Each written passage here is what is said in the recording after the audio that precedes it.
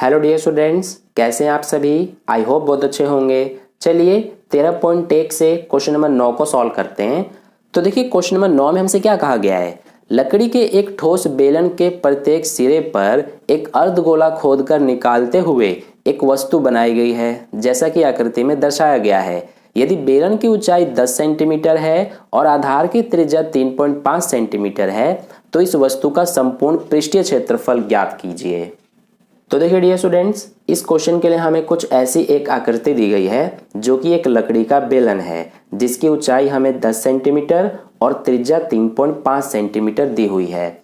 तो हमसे कहा गया है कि इस बेलन के ऊपर और नीचे दोनों तरफ से दो अर्धगोले खोदकर यानी कि काटकर बाहर निकाले गए हैं। तो अब हमें इस वस्तु का पृष्ठीय क्षेत्रफल बताने के लिए कहा गया है। तो देखिए इसका पृष्ठीय क्षेत्रफल कैसे निकालेंगे हम। इसके लिए क्या करेंगे कि सबसे पहले बेलन का वक्र पृष्ठीय क्षेत्रफल निकालेंगे। तो इसका सूत्र होता है 2πr/h और फिर हम दो अर्धगोले का वक्र पृष्ठीय क्षेत्रफल निकालेंगे। तो अर्धगोले के वक्र पृष्ठीय क्षेत्रफल का सूत्र होता है 2πr² और इनको हम जोड़ देंगे।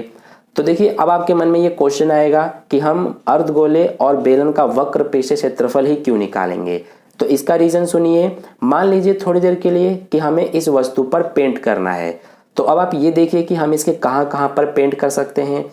एक तो हम इस बेलन के चारों तरफ पेंट कर सकते हैं। तो अगर हम इस बेलन के सिर्फ चारों तरफ पेंट कर सकते हैं, इसीलिए इसका वक्र पृष्ठीय क्षेत्रफल निकालेंगे।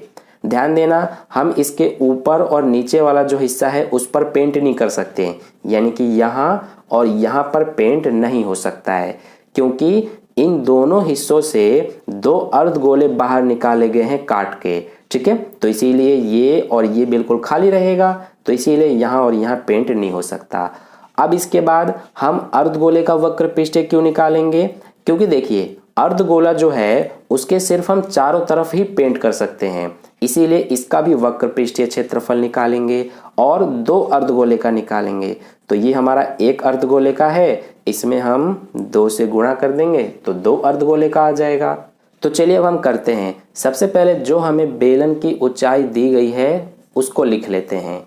तो हमें बेलन की ऊंचाई यानी कि हाइट ये दिया है 10 सेंटीमीटर। इसके अलावा हमें त्रिज्या भी दिया हुआ है यानी कि रेडियस, तो ये हमें 3.5 सेंटीमीटर दिया है। इसके अलावा हमें अर्धगोले की भी त्रिज्या की जरूरत पड़ेगी, तो उसको भी लिख लेंगे। यहाँ लिखेंगे अर्धगोले की त्रिज्या। तो अर्धगोले की त्रिज्या कितनी होगी, देखिए जितनी इस बेलन की त्रिज्या है उतनी ही इसकी भी त्रिज्या होगी, यानी 3.5 सेंटीमीटर। अब हम बताएंगे जो ये वस्तु है इसका संपूर्ण पृष्ठ क्षेत्रफल, क्योंकि यही हमसे पूछा है। तो लिखेंगे वस्तु का संपूर्ण पृष्ठीय क्षेत्रफल। तो देखिए ये हम कैसे बताएंगे, जैसे कि मैंने आपको शुरू में ही बताया था कि इसके लिए हम सबसे पहले बेलन का वक्र पृष्ठीय क्षेत्रफल निकालेंगे। तो लिखेंगे बेलन का वक्र पृष्ठीय क्षेत्रफल और इसमें हम जोड़ देंगे दो अर्धगोले का वक्र पृष्ठीय क्षेत्रफल। तो देखिए अब यहाँ सबसे पहले बेलन का वक्र पृष्ठीय क्षेत्रफल है, तो इसका सूत्र होता है हमारा 2πr/h प्लस में ये 2 और अर्धगोले का वक्र पृष्ठीय क्षेत्रफल है, तो इसका सूत्र होता है 2πr²। अब इन दोनों में देखिए 2πr इसमें भी है, इसमें भी 2πr है, तो हमारा 2πr कॉमन आ जाएगा। इसका बचा h प्लस ये 2 बचा और 2πr तो कॉमन आ गया यहाँ पर, क्योंकि r² था तो एक r बाहर आ गया तो एक r बचा हुआ है। अब इसमें मान रखते हैं, तो ये 2π का मान 22/7, r यानी कि रेडियस कितना है 3.5, तो ये हो गया 3.5। h यानी कि हाइट, तो देखिए बेलन की हाइट 10 है प्लस ये 2r है, तो 2 गुणा r का मान 3.5। अब इसको सॉल्व करते हैं तो ये तो एज इट इज आ जाएगा इस तरह से। अब देखिए यहाँ पर सबसे पहले 3.5 का 2 से गुणा होगा, तो 3.5 का 2 से गुणा करेंगे तो 7 आएगा। ठीक है, 7 में प्लस करेंगे 10 तो ये हो जाएगा 17। अब ये दोनों हमारे कट रहे हैं, देखिए 3.5 यानी कि 3.5 और ये हमारा 7, तो ये हमारा एक बार में कटेगा और ये 2 बार में, क्योंकि 3.5 का दुगना होता है 7।